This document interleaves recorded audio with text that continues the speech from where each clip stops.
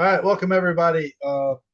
Pesach is coming up, so we're gonna try and answer some questions about Kashrut.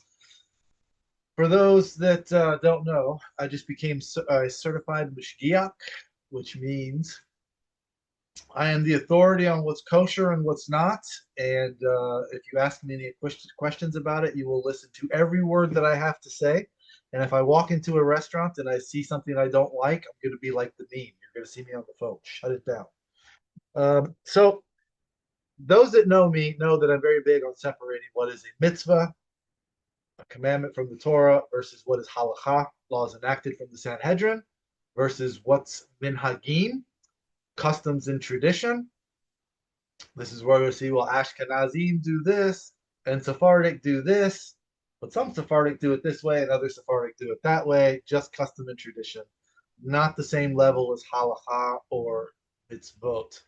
So I want to separate these things as well as humrot, optional stringencies. And honestly, most Jews that I meet that don't keep kosher, it's because they don't know how to tell the difference.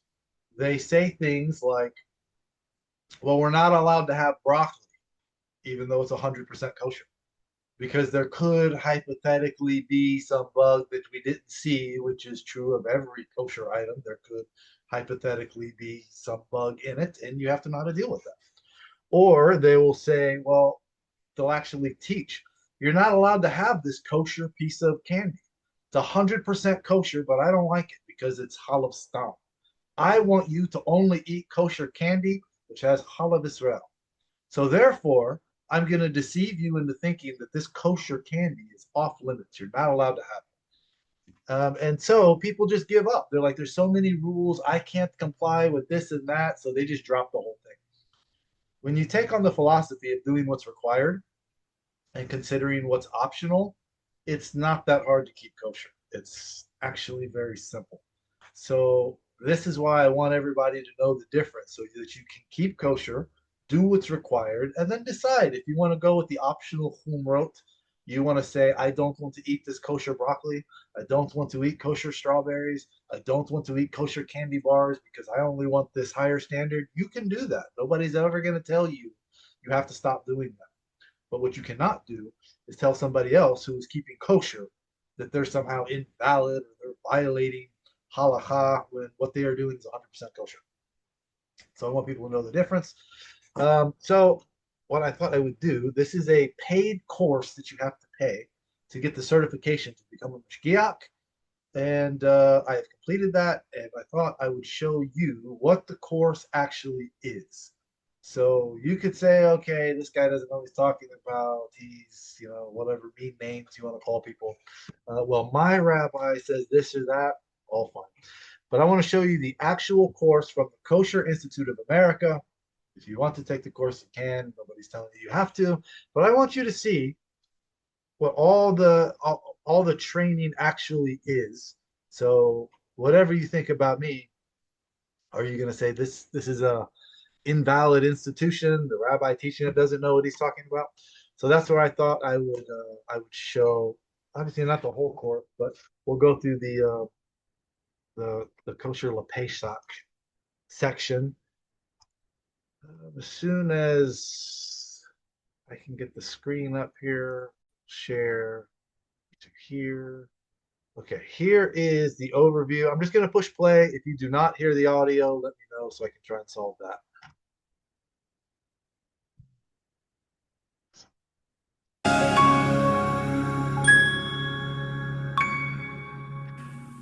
Okay, in this class we're going to discuss the basic Pesach overview, and then in subsequent classes we'll get into details of a few different areas regarding Pesach. So for the duration of Pesach, throughout Passover, it's forbidden to own or consume chametz. Two separate things, owning or consuming, two independent prohibitions. Chametz means any leavened grain or any food or drink that has any trace of the 5 grains, wheat, barley, rye, oats, and spelt, or their derivatives. And obviously, with the exception of matzah, which we'll get to soon. So this includes, as we all know, bread, cake, cookies, cereal, pasta, many alcoholic beverages, beer, and so on. It's really not fair to say that it includes all these items, because at this point you can get pretty much all these items as Kosher For Pesach. But generally speaking, in their natural form, they're usually problematic. Now, we need to assume that all processed foods are considered chametz unless proven otherwise. So any single item, if it's processed, the assumption is it's not kosher LePesach, it's not kosher for Passover, unless we know otherwise. Essentially, the only non-chametz food that's produced from the 5 grains is matzah, right? You can't produce anything else using flour of the 5 grains other than matzah. And obviously, with regards to matzah, that's the kosher supervision for that needs to be superb, because one little mistake in the production, you end up with, instead of having matzah, you end up with chametz. Now, besides for the idea of eating chametz, it's forbidden for a Jewish person to own chametz, even if they're not looking at it, consuming it. It's nowhere near them. They're not going to see it throughout Pesach. It's still forbidden for them to own chametz. So ideally, chametz should all be discarded before Pesach. Any chametz you have, throw it out, right? However, if you have an establishment, you have a bakery. This is where I say eliminate the vocabulary of valid and invalid and replace it with ideal and less than ideal, because there are ways to handle that. If you own a business, there's going to be a huge loss and all of that. There's ways to handle that. Bakery, or you have a restaurant, there's no way that they can possibly throw out all of their stock of everything they own once a year and still remain a viable enterprise. So there is a concept known as mechiras chametz, which most of us have heard of, where you sell the chametz for the duration of Pesach to a non-Jew. Now, this process of selling chametz is complex, and it needs to be done properly, and it's not something that the Mashgiach would typically do, or almost never do. This is something which the Mashgiach would just make sure and facilitate that it actually happens, and usually the administrator is the one who would be making sure that it actually happens. So it's important to keep in mind that the Mashgiach needs to coordinate as make sure that the establishment is aware, if it's a Jewish-owned establishment, to make sure that when Pesach is coming, they need to be cognizant of the fact that the chametz that's in the establishment, obviously they're not going to be using it on Pesach as a kosher certified establishment, but they also need to make sure that the establishment actually did a mechiras chametz and it was executed appropriately before Pesach in order for it to be okay after Pesach. Anything that was owned by a Jewish person over Pesach and was not sold properly is forbidden to eat forever. So it's very important that this sale is executed properly. Now, additional customs. So there are other customs on Pesach. So that's the basic idea, right? So in that simple form, Pesach wouldn't be so complicated. If all you had to be careful from was real chametz, then life would be a tad bit easier on Pesach. But we do have a number of minhagim and different customs that people have, which we're going to be discussing in the... There was the key word, minhagim. Not mitzvah, not halacha. Minhagim, customs and traditions. Subsequent classes. Number 1 is kitnius. Ashkenazi custom is not to eat kitnius, and we'll discuss what that is. I heard a joke somebody posted on Facebook the other day. There's people that have nothing to eat, at Pesach, called Ashkenazi, because of kitniot. In the next class, gebruxt. Many communities don't eat gebruxt. Again, that will be Chabad, walking around with a Ziploc bag underneath under their matzah that they're walking around eating. Discuss that in a subsequent class. And with regards to matzah, many people have very specific requirements for what kind of matzah they would accept, and that's also something we're going to discuss in a future lecture. All right, I think most of the questions will probably be answered in these upcoming ones, but does anybody have any questions on the overview portion? All right, then let's see. I see a camera coming on. No questions? All right, then we'll move on. I'll wait till after class to ask. Okay, fair enough. All right, kitniot.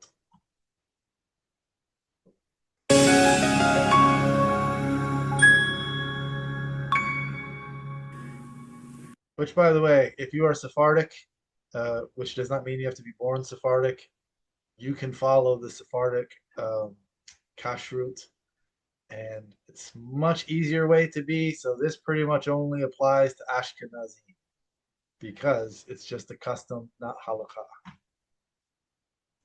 We're going to discuss kitnius in this lecture.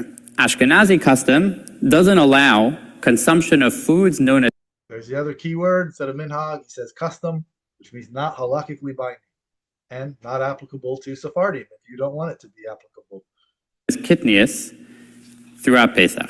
Kitnius is a Hebrew word, literally translates as legumes, but it includes more than just things that are strictly legumes, as we'll see in a minute. So we're going to go through now just a list of examples, common examples of things that are kitnius, just to keep in mind, because these are items that would not be able to be used on chametz in a Ashkenazi certified establishment. Beans, chickpeas, lentils, mustard, rice, corn, peas, and any byproducts of those items. So those are just some examples. There are more, but those are very common examples. So it's important to keep in mind that a lot of recipes that call for, these are typical things. You don't think, chickpeas are not chametz. Lentil soup is not chametz, right? Corn syrup, right? So these are things that to keep in mind that a lot of these things may potentially be kitnius. And where it comes up very much is that even though all your processed foods that you're buying are going to be kosher certified for Pesach, but raw products, we've discussed, don't need kosher certification, even for Pesach typically. But you can't have corn on the cob, and you can't have, beans and things like that.